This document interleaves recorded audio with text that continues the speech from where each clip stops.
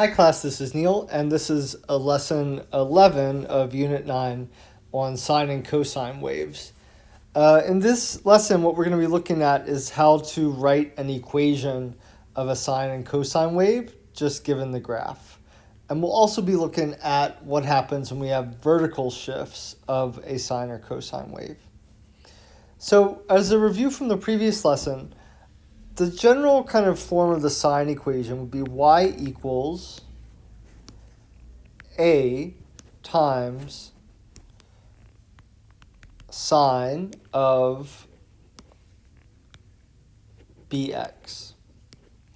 Now, the reason I put a and b in red is because those are numbers that affect the way the graph looks.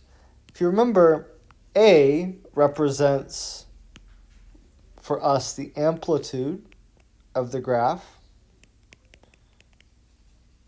B represents the frequency. Now, amplitude describes really the height of the graph. So when we see amplitude, we think height. Frequency describes the number of cycles that repeat in 2 pi.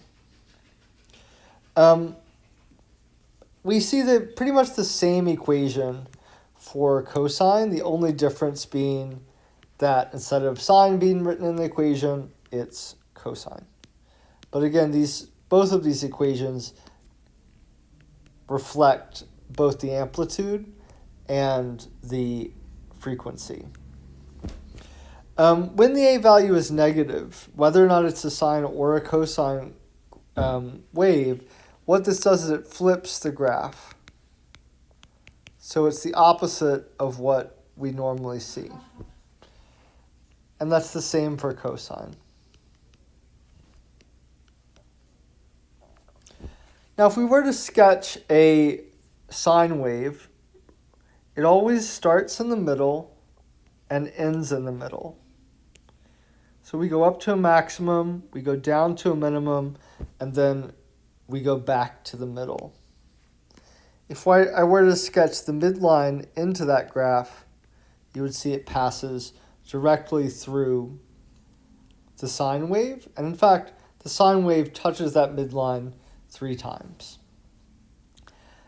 Now, that's if it's a positive a value.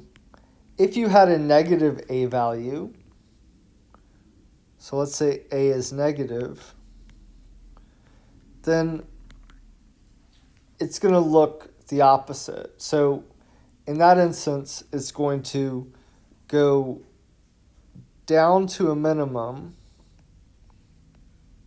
up to a maximum, and back to the middle. That's if a is negative. So they're basically just reflections of each other across the midline. So a cosine graph, if the a value is positive there, it's going to start at a maximum and return to a maximum over the course of 1 cycle. So it goes down to a minimum value and returns back to that maximum value. Notice the midline of this graph crosses the wave twice. Now, if a is negative, and that's my sort of shorthand for that, we would see the opposite happening. So we would start from a minimum,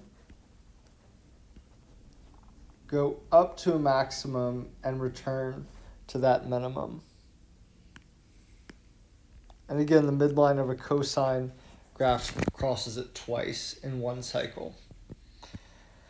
Okay, in the next video, we'll look at the 2 examples.